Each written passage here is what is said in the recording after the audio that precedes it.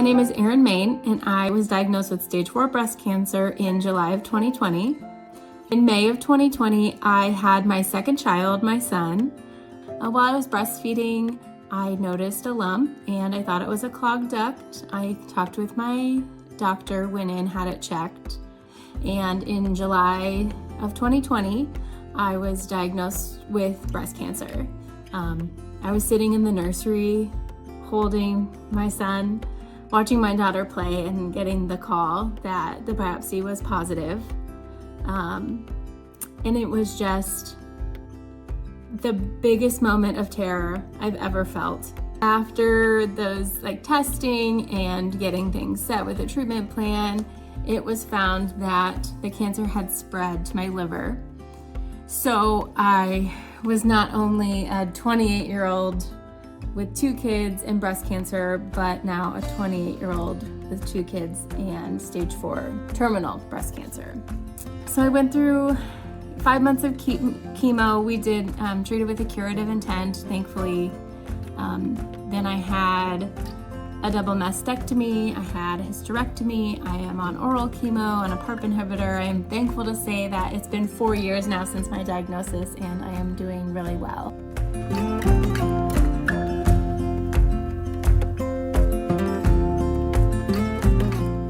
So I went back to work and immediately had to start taking days off for chemo, for labs and tests, and anything else I had to drive the 90 miles to Columbia for. Multiple times a week, 6 months or more of time where I was getting not even a full paycheck, and things were tough. But we were just pushing through and getting through treatment and doing what we needed to do for our family. Both my therapist and my social worker from the hospital recommended some organizations that could help with bills and expenses and things like that. And that's how I got connected with Gateway to Hope. It was very easy to get approved for that.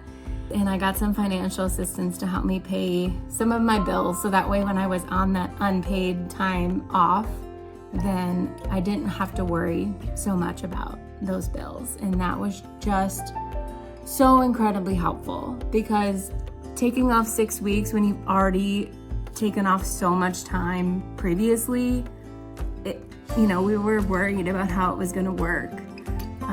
But we knew, a double mastectomy is a huge surgery and it's a huge recovery time. And I needed that time to just recover and rest and do what I needed to do for the health of myself and for my family. So I was really lucky to be able to get that financial assistance from Gateway to Hope so I could take the time that I needed off.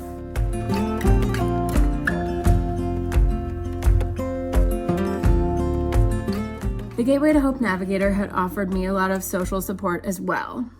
She just talked to me about what's going on. She talked to me about how I was feeling, about what I had outside of treatment and work and kids.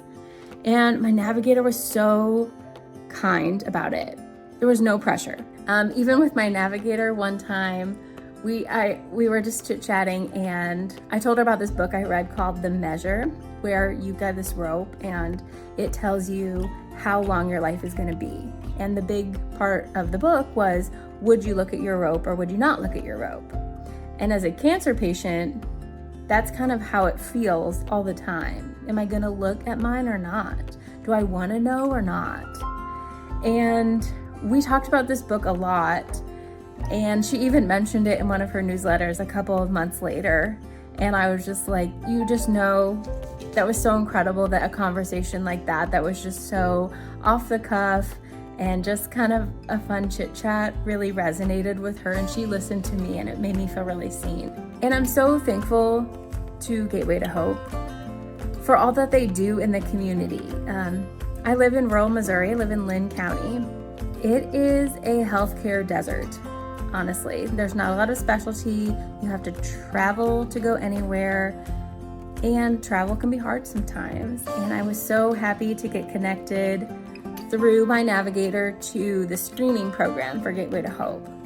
So I'm just so grateful to Gateway to Hope for not only the financial assistance they've been able to provide me, but also the social assistance, the mental health and emotional assistance that my navigator has been there for throughout my whole experience working with Gateway to Hope.